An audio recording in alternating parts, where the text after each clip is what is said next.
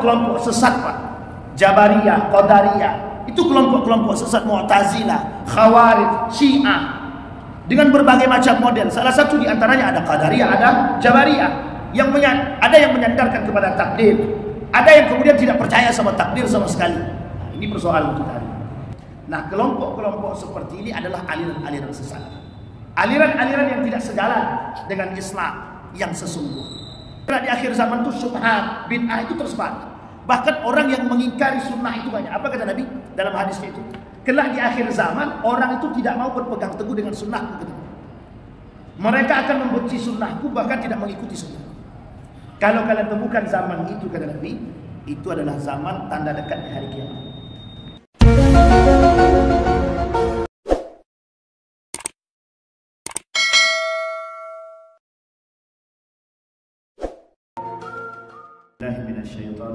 Bismillahirrahmanirrahim. Assalamualaikum warahmatullahi wabarakatuh. Waalaikumsalam warahmatullahi wabarakatuh. Alhamdulillahi rabbil alamin. Alhamdulillahilladzi an'ama bi ni'matil iman wal islam bihima tatimmus salihat. Ashhadu an la ilaha illallah wahdahu la syarika lah wa ashhadu anna Muhammadan abduhu wa rasuluh la nabiyya ba'da. Allahumma salli wa sallim wa barik ala hadzal nabiyil karim. Allahumma salli ala Muhammad wa ala ali Muhammad fil alamin innaka Hamidum Majid. Ya ayyuhan nasu ittaqu rabbakumul ladzi khalaqakum min nafsin wahidah wa khalaqa minha zawjaha wa batha minhuma rijalan katsiran wa nisaa'a wattaqullaha alladzi tasaaluna bihi wal arham innallaha kana 'alaikum raqiba. Wa qala Allah Ta'ala ya ayyuhalladzina amanu taqullaha wa qulu qawlan sadida yuslih lakum a'malakum wa yaghfir lakum dhunubakum wa may yuti'illaha wa rasulahu faqad faza fawzan 'azima. Puji syukur kehadirat Allah dengan mengucapkan alhamdulillahirabbil alamin. Bersalawat kepada Nabi dengan mengucapkan Allahumma salli ala Muhammad wa ala ali Muhammad fil alamin innaka Hamidum Majid. Bapak Ibu sekalian yang berbahagia, mudah-mudahan Allah melimpahkan rahmat dan karunia-Nya kepada kita semua. Allah berkahi hidup kita. Allah jadikan rumah tangga yang sakinah, mawaddah warahmah. Allah anugerahkan anak-anak yang saleh dan salehah. InsyaAllah kita semua husnul khatimah dan istiqamah dalam kebaikan dan ketaatan. Amin ya rabbal alamin.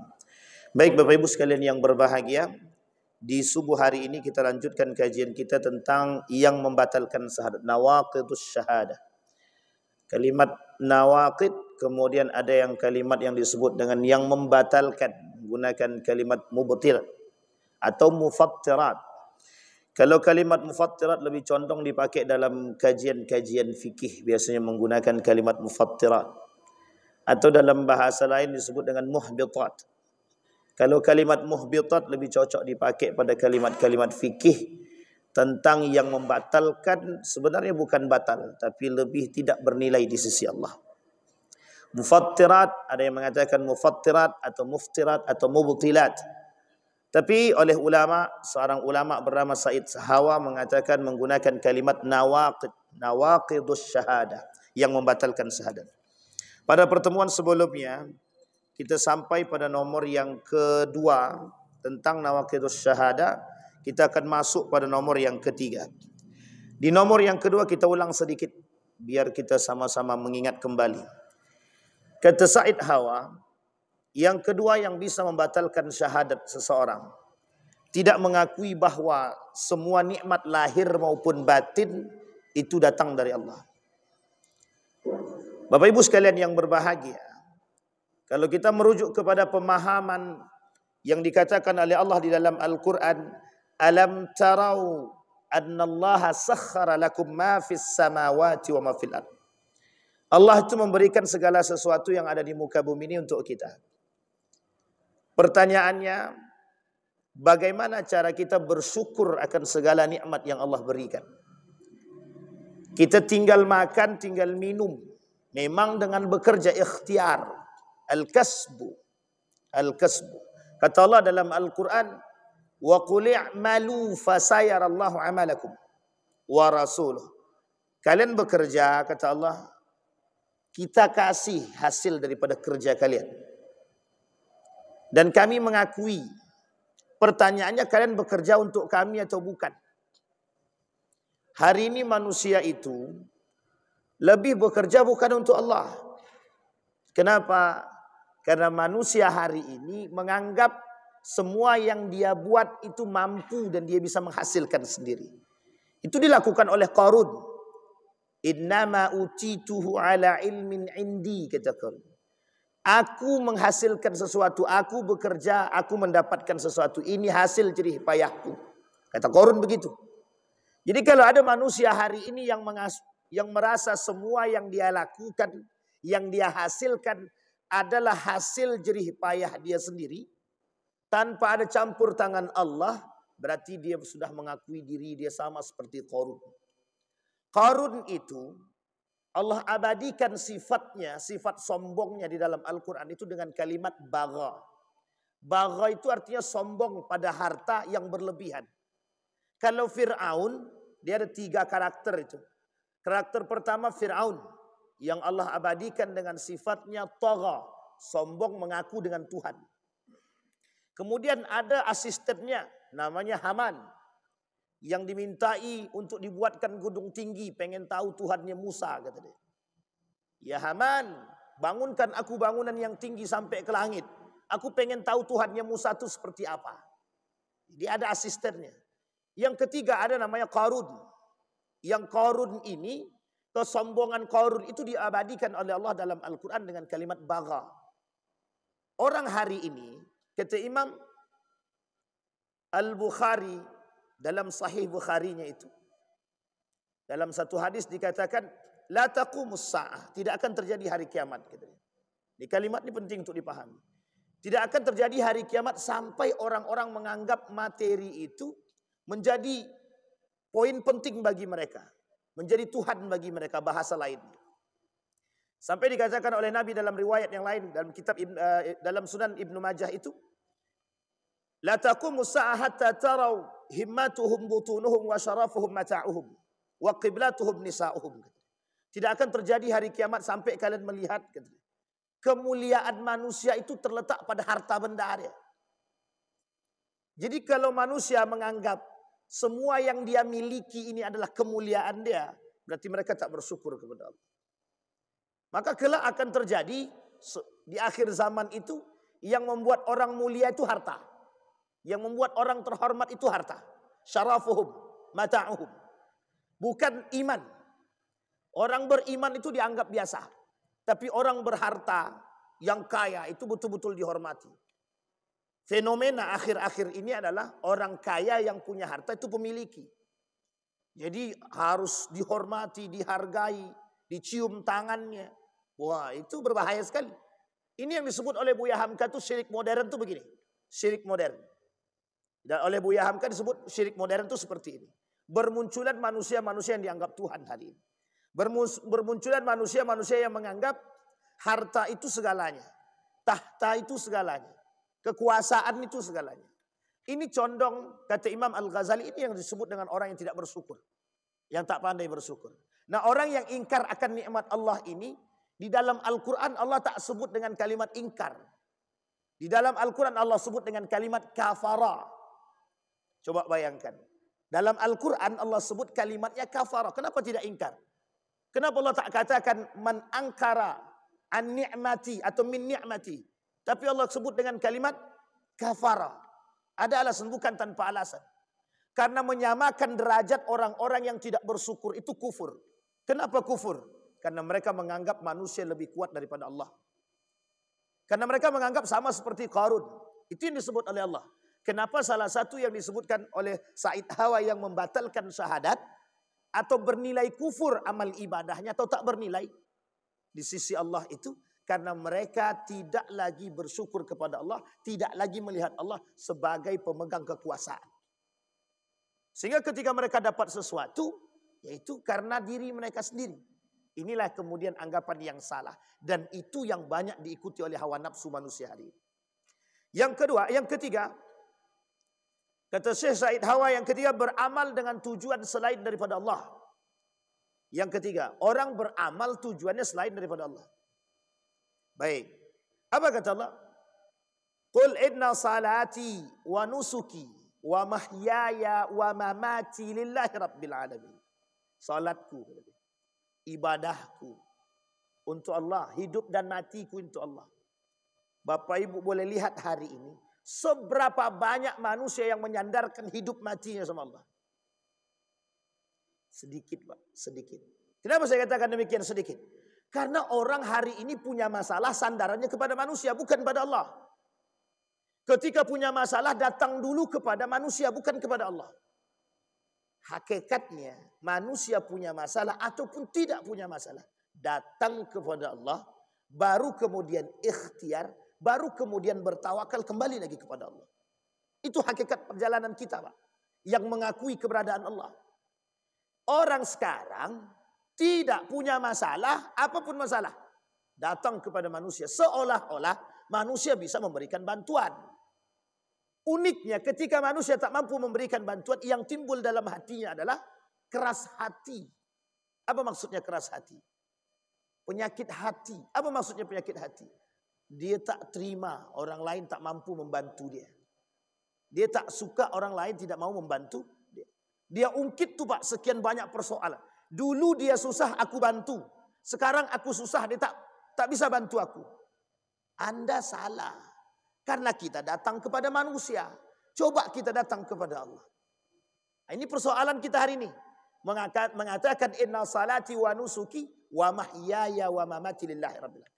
Kalau betul wa mahyaya wa mamati lillahi rabbil alamin, otomatis kita menyandarkan segala persoalan kita kepada Allah.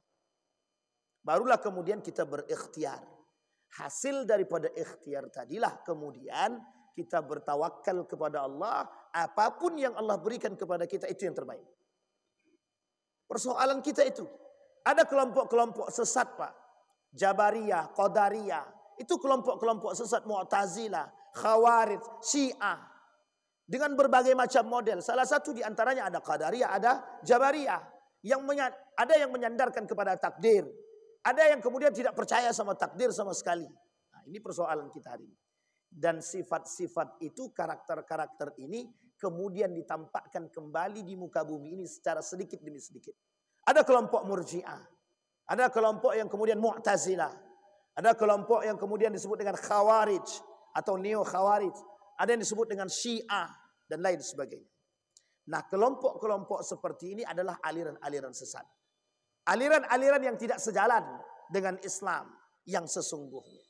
Nah, di sini kita pentingnya untuk mengemukakan nilai-nilai yang sebenarnya, yang benar, yang sesungguhnya. Boleh kita lihat hari ini, Pak, TBC itu di mana-mana, Pak. TBC, tahayul, bid'ah, khurafat, itu menjadi salah satu poin, apalagi syubhat hari ini. Dan itu pegangan. Kalau kita tidak punya pemahaman akidah yang sahih, kita lihat, kata para ulama, 5 penyebab penyimpangan akidah hari ini. 5. Salah satu di antara 5 tadi, kebodohan. Diartikan sebagai kebodohan. Apa kata para ulama? Salah satu yang menyebabkan terjadinya penyimpangan akidah hari ini, itu disebabkan oleh kebodohan tentang akidah yang sahih. Coba bayangkan, tahayul. Ada kalimat itu di dalam Al-Quran? Ada, Pak. Itu sebuah satu tradisi orang jahiliyah dulu. Melihat burung yang terbang di atas, kalau burung itu terbangnya lurus, dan ini sebuah tradisi, berarti akan mendatangkan keuntungan. Coba bayangkan. Itu dari dulu begitu. Diikuti oleh orang sekarang. Melihat ada yang jatuh, bulu mata jatuh. Oh, berarti kalau bulu matanya jatuh sebelah kanan, dapat keuntungan, ada dapat duit. Kalau bulu matanya jatuh sebelah kiri, ada dapat musibah. Sejak kapan tiarah seperti ini? Ini tiarah, Pak. Pemahaman yang enggak benar. Bahkan ini ditentang oleh Nabi. Melalui ayat Al-Quran tadi. Melalui hadis baginda Nabi. Kata Nabi, la wala tiarata. Tidak ada namanya urusan-urusan tiarah itu. Tiarah itu yang memandang. Burung terbang. Seolah-olah ketika burung itu terbangnya lurus. Berarti ada keuntungan yang datang. Coba bayangkan. Dan ini banyak. Ketika ada perempuan duduk Perempuan duduk di depan pintu. Oh, ini syirik juga ini. Perempuan duduk di depan pintu sebelum maghrib atau ketika maghrib. Wah, ini bertanda ini. Bertanda akan datang keburukan. Ini persoalan kita, Pak. Tantangan kita hari ini. Menunjukkan akidah yang sahih itu butuh perjuangan. Tahayun, bid'ah. Apalagi persoalan bid'ah. Banyak sekali tersebar persoalan bid'ah itu. Karena memang begitu kata Nabi, kelak di akhir zaman itu syubhat, bid'ah itu tersebar. Bahkan orang yang mengingkari sunnah itu banyak. Apa kata Nabi dalam hadisnya itu? Kelak di akhir zaman orang itu tidak mau berpegang teguh dengan sunnahku kata Nabi. Mereka akan membenci sunnahku bahkan tidak mengikuti sunnahku. Kalau kalian temukan zaman itu kata Nabi, itu adalah zaman tanda dekatnya hari kiamat. Itu yang ketiga. Kemudian yang keempat, memberikan hak menghalalkan dan mengharamkan, hak memerintah dan melarang atau hak yang menentukan syariat atau hukum pada umumnya kepada selain daripada Allah. Ini Bapak Ibu. Mohon maaf, kita perlu luruskan ini Pak. Perlu kita luruskan. Hari ini tuh yang berbicara baru dia mengerti ayat Al-Quran, dia sudah menjadi seorang ahli fatwa. Mujtahid itu Pak, mujtahid itu banyak syaratnya Pak. Tidak bisa sembarangan. Minimal hadisnya ada, standar penghafalan hadisnya ada, standar kekuatan hafalannya ada, standar pemahaman Qurannya ada tafsirnya, ada ilmu bahasa Arabnya, ada ilmu Al-Qurannya. Dan ini punya standar sendiri.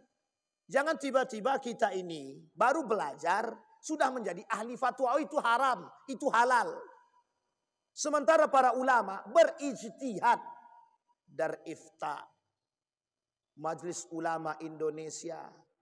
Kemudian Mausu' al-Fiqhiyah al-Kuwaitiyah. Itu bukan sembarangan menfatwakan sesuatu. Butuh banyak hal. Butuh banyak ilmu. Muhammadiyah melalui satu urusan fatwa yang dikeluarkan oleh Majelis Tarjih, dalam salah satu fatwanya itu mengumpulkan orang-orang yang punya potensi untuk menghalalkan dan mengharamkan. Kita ambil contoh kasus baru-baru ini. Ada wanita dari Jepang tinggal di Jepang, kemudian banyak orang Indonesia yang tinggal di sekeliling dia. Dan ada orang Indonesia yang bekerja di Jepang meminta kepada Muhammadiyah bagaimana fatwa kehalalan dan keharaman makanan yang ada di Jepang. Yang ada di Jepang. Terkait makanan khusus yang ada di Jepang. Kalau itu makanan khusus Jepang, ya kita perlu tahu Pak. Psikologi makanannya seperti apa. Maksudnya bagaimana orang Jepang itu memandang makanan tersebut. Bagaimana tingkat kebersihannya. Kemudian yang kedua yang dibahas apa? Fikih prioritasnya Pak. Ini negara umat muslim minoritas di negara yang mayoritas bukan muslim. Bagaimana fatwanya? Apakah sama fatwa yang di Jepang dengan yang di Indonesia? Tidak bisa disamakan secara utuh Pak. Kata Syekh Yusuf Al-Qardawi tidak bisa. Harus ada pertimbangan. Kita ambil contoh. Dulu Saudi Arabia itu Pak. Tidak boleh namanya perempuan itu berangkat umroh tanpa ada muhrimnya. Tidak boleh. Kalau tidak ada suaminya nggak boleh Pak. Tapi sekarang dibenarkan. Diperbolehkan. Dan itu dikeluarkan fatwanya. Bukan tanpa sebab. Ada sebabnya, ada. Ada alasannya, ada. Dan itu tidak sembarangan Pak. Dulu di Saudi Arabia itu Pak. Kalau kita masuk, itu haram orang non muslim masuk itu haram. Di Madinah dan di Mekah itu haram masuk. Sekarang boleh. Dengan visanya itu ziarah. Baru-baru ini teman saya masih di sana. Kemudian dia fotokan, dia videokan. Ini non-muslim sekarang berada di pelataran masjid. Maksudnya di perbatasan pelataran Masjidil Haram. Dia tak masuk pelataran. Tapi berada di batas pelataran. Kita rujuk fatwanya Pak. Bagaimana pemahaman fatwa? Khilaf para ulama. Nah, jadi memfatwakan sesuatu itu butuh ilmu. Kalau kita tak paham, kita akan katakan, wah ekstrim sekali Saudi, ekstrim sekali Muhammadiyah. Kan begitu. Kenapa? Karena kita tak tahu cara memfatwakan sesuatu. Yang kita pahami apa yang dibicarakan Quran, itu yang tertera. Ini namanya tekstual Pak. Tidak bisa sembarangan mengharamkan dan menghalalkan sesuatu, itu tidak bisa. Butuh banyak ilmu terkait kasus yang tadi. Kita ambil contoh Muhammadiyah tadi, dikajilah fikih prioritasnya, fikih makanannya, dan lain sebagainya. Sehingga muncullah satu fatwa, mendatangkan para pakar-pakar. Menghalalkan dan mengharamkan sesuatu itu butuh ilmu, bukan tanpa ilmu. Jadi tak bisa kita menghalalkan, mengharamkan. Itu hak prerogatifnya Allah. Allah yang menghalalkan dan mengharamkan. Umat manusia, orang alim, para ulama hanya bersandarkan kepada Al-Quran dan Sunnah. Kembali kepada Al-Quran dan Sunnah. Kembali dulu kepada Al-Quran. Kembali dulu kepada hadis baginda Nabi Muhammad SAW. Nah, ini penting untuk dipahami. Nah, ini terjadi pada masa Khawarij. Apa kata mereka? Ali sudah berhukum atau mengambil hukum selain daripada Al-Quran. Makanya dikafirkannya Ali. Dikafirkannya Ali. Ini bukan persoalan Pak. Ini kebodohan memahami. Apa tagline daripada Khawarij? Kembali kepada Al-Quran dan Sunnah. Itu tagline-nya Pak. Ketika di Harurah, dihasutnya orang-orang yang ada di pinggiran itu Pak. Yang ada di pinggiran Kufah. Dihasutnya. Dengan dalih sama. Kembali kepada Al-Quran dan Sunnah. Bayangkan apa yang terjadi. Mereka halalkan darah-darah yang tidak sejalan dengan mereka. Mereka bunuh. Mereka kafirkan. Mereka bunuh. Jalan sahabat Ali bin Abi Thalib. Ali punya sahabat. Jalan di perbatasan Harura bersama istrinya. Sedang mengandung. Ditanya sama orang Khawarij. Apa kata dia? Bagaimana pendapatmu tentang Muawiyah? Bagaimana pendapatmu tentang Ali? Dijawab sama dia dengan baik dan benar. Kemudian ditanya lagi. Bagaimana pendapatmu tentang tahkim? Tahkim itu ketika terjadi kasus antara Ali dengan Muawiyah. Ketika terjadi kasus antara Ali dengan Muawiyah dalam arbitrase perdamaian. Muawiyah angkat tuh Pak Al-Quran. Diikatnya Al-Quran, ditombak, diangkatnya ke atas. Bentuk perdamaian. Yang menyuruh itu kelompok sebagian daripada Ali. Dan begitu juga daripada Muawiyah. Menyetujui itu. Ali tak setuju. Ketika keluar pulang daripada pertempuran perang Siffin ini. Di tengah perjalanan keluar dari barisan Ali Pak. Segerombolan orang yang tidak suka dengan keputusan Ali. Padahal yang tidak suka dengan keputusan Ali tadi yang menyetujui keputusan Ali. Apa dalih mereka? Karena Ali berhukum, mengambil hukum bukan dengan Al-Quran. Apa kata dia? Ali kafir. Muawiyah kafir. Semua yang terlibat dengan itu kafir. Dibunuhnya Pak. Yang tadi sahabat Ali. Yang sahabatnya Ali bin Abi Thalib tadi jalan. Di perbatasan itu istrinya sedang mengandung. Orang yang tadi mengatakan, apa kata dia? Bagaimana pendapatmu tentang tahkim? Dijawab sama sahabat tadi. Ali lebih mengetahui daripada anda. Dia bunuhnya orang ini. Dan istrinya dibelah perutnya. Dibunuh janinnya sekali. Sadis Pak. Itu karena apa? Kebodohan pemahaman. Kebodohan pemahaman. Bayangkan kata Nabi. Zulkhuwaisirah. Zulkhuwaisirah itu jelas hidup di masa Nabi. Apa dia kata? Muhammad, i'dil. Kata Nabi, kalau aku tidak bisa adil, siapa yang bisa adil? Coba bayangkan, Nabi Muhammad dibilang tidak bisa berlaku adil. Sampai Nabi jawab, kalau aku tidak bisa adil, siapa yang bisa adil? Apa kata Umar bin Khattab? Da'nya naqtul. Udah bunuh aja lah, kata Umar bin Khattab. Apa kata Nabi? Tidak, tinggalkan dia. Nanti akan muncul orang-orang seperti mereka dari kalangan kalian. Kata. Dari kalangan umatku, kata Nabi. Coba bayangkan, orang yang memahami tekstualitas Al-Quran, tanpa ada guru, tanpa ada pemahaman, tanpa ada penafsiran, itu bermasalah Pak. Itu bermasalah. Apalagi sekarang ini mohon maaf, kita tidak menjelekkan Pak. Sekarang ini banyak Al-Quran terjemah itu yang mohon maaf kalimat-kalimatnya itu banyak bermasalah. Terjemahan Al-Quran itu banyak bermasalah. Yang Al-Quran terjemah, bukan tafsir ya, Al-Quran terjemah. Itu banyak bermasalah. Makanya di sini kita butuh Pak. Otentisitas Al-Quran, keaslian Al-Quran terjaga. Masalahnya diterjemahkan ke dalam bahasa. Bahasa Indonesia, bahasa Prancis, Inggris dan lain sebagainya. Persoalan kita pada terjemahannya itu. Sehingga orang menganggap ketika sudah kembali kepada terjemah Al-Quran, dianggap sudah oke. Baru paham terjemah dianggap sudah oke. Sudah bisa menghasilkan fatwa, menghalalkan dan mengharamkan. Pak, tidak bisa Pak. Menghalalkan dan mengharamkan itu butuh ilmu. Di sini konteksnya Pak. Makanya dikatakan oleh para ulama, penyebab terjadinya penyimpangan akidah salah satu di antaranya adalah kebodohan. Maka kata Allah, inil hukmu illa lillah. Ini kalimat dasarnya Bapak Ibu.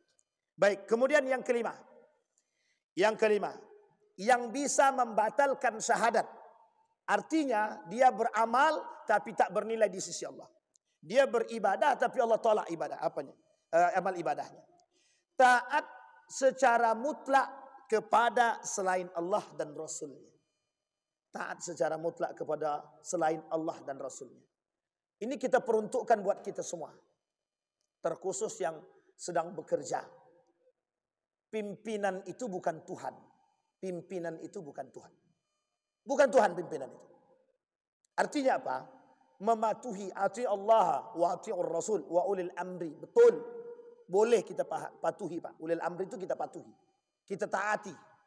Tapi bukan kita patuhi melebihi daripada Tuhan. Kadang-kadang ketakutan kita terhadap pimpinan lebih daripada ketakutan kita kepada Allah. Saking takutnya dengan pimpinan, itu semuanya yang berkaitan tentang apapun takut. Demi pimpinan jalankan semua. Ini persoalan kita hari ini. Banyak orang-orang yang takut dengan pimpinan itu. Banyak orang yang takut dengan pemegang kekuasaan itu. Bukan tidak banyak. Ini yang disebut dengan taat secara mutlak kepada selain daripada Allah. Ini yang kita sebutkan bahwa ada hari ini Tuhan baru bernama manusia. Kenapa saya katakan? Ini yang disebut dengan syirik modern, Pak. Tuhan baru manusia hari ini. Mereka punya Tuhan baru. Ketakutan, ketaatan mereka. Bahkan ketika azan berkumandang. Ketika, bayangkan uniknya. Azan berkumandang. Ini orang sedang berwudu. Dapat telepon dari pimpinan. Langsung ditinggalkannya. Itu sudah azan. Saking takutnya dengan pimpinan, balik dari sana. Takut dia. Pimpinan nelpon, langsung balik ke kantor, Pak. Coba bayangkan. Itu karakter manusia. Akhir zaman begitu, Pak. Mereka lebih dekat kepada urusan dunia. Mereka lebih dekat kepada urusan-urusan kepemerintahan. Ketakutan mereka terhadap pemimpin penguasa itu berlebihan. Sehingga yang mereka dahulukan adalah kepentingan dunia mereka ketimbang Allah Subhanahu wa taala. Nah, Bapak Ibu sekalian yang berbahagia, ini tugas kita. Bahkan Allah katakan la ta'ata li makhluqin fi ma'siyatillah. Tidak ada namanya ketaatan kepada makhluk itu dalam kemaksiatan kepada Allah. Sampaikan kepada pemimpin, Pak, setelah sholat zuhur. Kami mau zuhur dulu, mau sholat dulu. Kalau pemimpinnya bilang jangan, ini genting. Itu pemimpinnya yang perlu dipertanyakan. Di akhir zaman, kata Nabi, salah satu fenomena yang akan timbul di akhir zaman, kata Nabi, muncul pemimpin yang suka mengakhirkan sholat. Yang suka mengakhirkan sholat. Ini kalimat ini multi tafsir. Ada yang mengatakan itu mengakhirkan sholat, ada yang mengatakan tidak sholat. Loh, pemimpin tidak sholat. Yang kemudian kita harus taati. Betul, kita taati dia dalam kemaksiatan. Bukan. Kita mentaati dia sebagai seorang pemimpin. Tapi ketika bertabrakan dengan urusan Allah, tinggalkan. Hari ini mana manusia berani meninggalkan pekerjaan? Takut dimutasi. Takut dipindahkan. Kalau membangkang kepada pemimpin dalam urusan ketaatan kepada Allah, biarkan. Sekalipun harus pertaruhkan, memang harus kita pertaruhkan. Sekarang ini kita nggak berani mempertaruhkan itu. Takut dimutasi, takut dan lain sebagainya. Ini persoalan kita Bapak Ibu sekalian yang berbahagia. Jadi ketaatan kita kepada makhluk jauh sekali. Sementara ketaatan kita kepada Allah kita lalaikan. Kita tak takut kepada Allah. Kita takutnya kepada manusia. Kita takut kepada yang lain. Seolah-olah, mohon maaf, manusia itu menjadi Tuhan. Dan ini yang kita takutkan. Wala tuti'u amral musrifin alladzina yufsiduna fil ardi wala yuslihun, kata Allah. Dan janganlah kamu mematuhi perintah orang-orang yang melewati batas. Yang membuat kerusakan di muka bumi dan tidak mengadakan perbaikan. Nah, ini penting untuk dipahami, Pak. Ini bukan doktrin. Tapi ini bicara tentang persoalan. Kita kalau ada masalah, kita berhak kan. Makanya mohon maaf, Pak.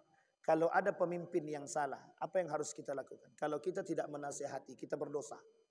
Pemimpin yang bersalah, itu kalau kita tidak menasihati, kita berdosa.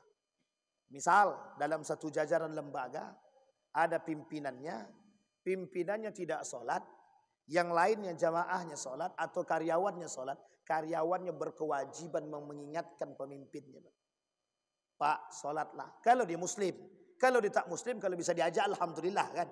Kalau tak dia ajak juga, bagaimana caranya terserahlah, pandai-pandai dengan perilaku yang baik. Bolehkah? Boleh, tak ada masalah. Kita cuma mengajak dengan cara yang baik dan lembut. Tidak ada salah, tidak ada salah. Hanya saja kalau dia tidak sholat, dia muslim kita tahu tapi dia tak sholat, kita tak berani mengingatkan, itu dosa Pak. Dosa. Makanya kemungkaran, kemaksiatan yang terjadi merajalela itu karena diamnya orang-orang yang mengerti. Jadi kalau kita ini diam terhadap kemaksiatan dan kemungkaran, ya jangan salah. Tidak usah ngumpat di belakang. Tuh lihat tuh, banyak yang minum khamar. Pertanyaannya, kita berani tidak menegur itu? Kita selalu merujuk kepada pemerintah. Sekarang ini tak ada soalan lagi. Tidak bisa lagi hanya dengan pemerintah saja. Kita turun tangan Pak, untuk memberikan nasihat kepada mereka. 1 kali, 2 kali, 3 kali, 4 kali. Kalau sudah tak mampu dinasihati, kita doakan kepada Allah. Baru kita laporkan juga, kita nasihati kepada Allah. Kita berdoa kepada Allah. Ya Allah, ini orang minum khamar terus. Sudah kita ingatkan berkali-kali. Ini penting Pak. Cuman masalahnya sekarang, ada tak kita begitu? Itu persoalan kita Pak. Itu urusan pemimpin lah, biar aja lah. Mau sholat dia mau enggak, itu tak urusan kita. Ibadah kan urusan masing-masing. Salah Pak. Salah. Memang ibadah itu secara perhitungannya masing-masing. Tapi kewajiban kita untuk saling menasihati antara satu dengan yang lain. Dan mengajak itu dakwah. Itu dakwah. Mengajak orang berbuat baik itu dakwah. Dan itu tanggung jawab kita semua. Bukan ustadz, bukan pemimpin. Semua kita. Setiap orang yang beragama Islam punya kewajiban dalam berdakwah. Itu yang kelima. Yang keenam, tidak menegakkan hukum Allah. Ini perlu pemahaman yang lebih. Apa maksudnya tidak menegakkan hukum Allah? Kita ambil yang paling tengah-tengah dulu. Jangan kita ambil paling keras. Kalau ambil paling keras nanti banyak nolak. Kita ambil paling tengah-tengah. Banyak hari ini orang tidak mau mengambil hukum atau mengambil hukum itu atau mengembalikan persoalan itu, tidak mereka kembalikan kepada urusan agama. Mengambil hukum bukan kepada agama, bukan kepada Al-Quran, bukan kepada hukum Islam, tapi lebih kepada hukum undang-undang dan hukum adat. Banyak ini kasusnya, banyak. Contoh kasus yang paling sering kita lihat adalah waris. Banyak sekali yang merujuk kepada persoalan waris ini kepada hukum adat. Dalam hukum adat kami laki-laki tak dapat. Jadi kami mematuhi hukum itu. Pertanyaannya, begitukah dalam Islam? Sekarang Islam tak dijadikan sandaran dalam mengambil hukum. Soal kepentingan baru kembali kepada Islam. Makanya saya katakan Bapak Ibu sekalian yang berbahagia, cari suara, cari Islam. Ketika dah kaitannya dengan hukum, hilang agama Islam itu. Nah, jadi memanfaatkan agama saja. Banyak persoalan, banyak. Persoalan waris ini banyak. Pernikahan beda agama. Apa hukumnya beda agama itu? Nikah beda agama, haram. Muncul orang-orang sekarang yang ingin mengatakan hukum beda agama itu tidak haram. Artinya apa? Mereka menginginkan hukum-hukum buatan manusia. Yang dinalar dengan akal manusia. Ini persoalan kita. Lawan kita sama-sama. Musuh kita Pak. Yang mengatakan umat muslim. Yang melakukan umat muslim. Yang ingin mengambil hukum selain daripada Al-Quran juga umat muslim. Nah, ini persoalan kita. Banyak Pak. Kemarin kami temukan. Apa kata mereka? Salah satu kelompok. Tidak sah nikah seseorang sebelum dia bernikah. Sebelum dia menikah dengan hukum adat. Itu persoalan Pak. Bayangkan uniknya lagi. Karena pengikutnya banyak. Lebih percaya pengikutnya kepada pemuka adat tersebut. Kami mengikuti pemuka adat. Lebih baik kami nikah adat dulu baru nikah secara Islam. Jadi nikah yang mensahkan itu nikah yang mana? Nikah adat atau nikah agama? Bagi mereka nikah secara adat dulu. Baru kemudian nikah secara agama. Coba bayangkan. Ini Pak persoalan kita Pak. persoalan kita betul. Persoalan hukum. Bayangkan di dalam Islam, orang murtad itu darahnya halal. Di dalam undang-undang kita tidak, Pak. Tidak boleh kita bunuh. Coba tidak boleh. Ini persoalan kita. Jadi banyak urusan ini, Pak. Banyak sekali persoalan. Yang urusan itu sudah dinalar dengan akal. Kita ambil contoh. Potong tangan. Kisos. Kenapa tak bisa kita terapkan? Karena kita ini bukan negara Islam. Oke, satu. Yang kedua, apa alasan kenapa kita tidak bisa menerapkan itu? Ada hak asasi manusia. Ini persoalan kita, Pak. Yang kita lawan hari ini hak asasi manusia. Sehingga ketika bersoalan dengan hak asasi manusia, itu hukum agama tak main. Kita ambil contoh. Bagi perempuan pezina, laki-laki pezina. Ada orang yang berzina. Apa hukum bagi mereka? Yang paling ringan diasingkan, Pak. Hari ini tidak, dimaklumi. Bahkan dinikahi itu, Pak. Dinikahkan. Coba bayangkan. Ini persoalan kita. Ada orang berzina tuh. Kita anggap mohon maaf berzina dekat tetangga itu. Berzina. Itu, Pak, kalau ada yang berzina dan kita tidak memberikan mohon maaf, tidak memberikan hukuman terhadap mereka yang melakukan perzinahan, itu satu kampung dapat dosanya, Pak. Satu kampung dapat dosa. Mau ada tidak ada ustadz di situ, satu kampung dapat dosa. Paling ringan itu orang yang berzina nih diasingkan, dikeluarkan, Pak, dari situ. Itu yang paling ringan betul itu. Karena di rajam takut, tidak ada hukum rajam di Indonesia. Tidak ada hukum cambuk, hukum lempar batu tak ada. Paling ringan diasingkan. Ini tidak, Pak, justru dijaga. Justru dijaga. Kita ini berhukumkan hukum negara. Betul. Kita mengusir dia dari kampung itu bukan persoalan. Itu cuma bagian kecil. Kita takutkan kita yang kecipratan, Pak, daripada dosa-dosa tersebut. Kalau kita tidak, mohon maaf, melakukan nasihat kepada pelaku pezina ini, tidak kita usir dari kampung itu akan terjadi miskomunikasi dan orang-orang akan menganggap apa yang dibuat dia ini tidak salah. Kalaupun salah, masih ada toleransi. Yang terjadi akhirnya apa? Banyak yang melakukan perbuatan demikian. Nah, ini persoalan kita. Dan yang paling ekstrim lagi, Bapak Ibu sekalian yang berbahagia, yang paling ekstrim, banyak sekali orang-orang yang hari ini menolak terhadap hukum Islam itu banyak. Banyak. Mereka menginginkan hukum akal yang sejalan dengan akal manusia. Makanya sekarang itu bermunculan hukum-hukum yang mohon maaf bertentangan daripada Al-Quran, bertentangan daripada syariat Islam. Kenapa kok bisa bertentangan? Karena ini, Pak. Apa yang menjadi latar belakang mereka? Hak asasi manusia. Kadang-kadang dengan kalimat ini yang begitu pendek ini bisa merusak kita, Pak. Bisa merusak. Nah, ini persoalan kita, Bapak Ibu. Mengucapkan selamat Natal haram. Dan ditinjau dalam hukum Islam haram. Datang kelompok tertentu tak ada persoalan. Bebas siapa pun yang mau mengucapkan selamat Natal, mau apa kayak terserah. Hukum Valentine. Nah, ini besok tanggal 14. Hari ini. Hari ini. Nah, ini Bapak Ibu perhatikan baik-baik. Hari ini banyak orang yang akan merayakan Valentine. Dalam agama Islam hukumnya apa? Haram. Man tasyabbaha biqaumin fahuwa minhum. Yang menyerupai orang kafir sama, kata dia. Bahkan Nabi mengatakan dalam hadisnya itu, laisa minna man tasyabbaha bi ghairina. Bukan dari golongan kami, kata Nabi, orang-orang yang menyerupai selain daripada kami. Nah, ini salah satu nih, Pak, persoalan Valentine. Persoalan Valentine ini itu bukan persoalan main-main. Persoalan serius. Hari kasih sayang. Ingat itu. Nama orangnya Valentine. Yang diperingati ini adalah orang Katolik. Yang masuk dalam penjara atau di penjara karena cinta terlarang dia. Oleh Raja Claudius dipenjarakan seumur hidup. Karena dia menentang daripada kebijakan kerajaan. Uniknya Bapak Ibu, diperingati di seluruh dunia. Termasuk Indonesia. Dan yang banyak memperingati muda-mudi. Dan ingat, ini bukan tradisi umat Muslim. Bukan tradisi umat Islam. Dan inilah kemudian salah satu proyek dan programnya kaum liberal untuk merusak kita. Kaum sekuler untuk merusak akidah kita. Menjauhkan nilai-nilai agama. Apa dampak daripada perbuatan tersebut? Banyak Pak.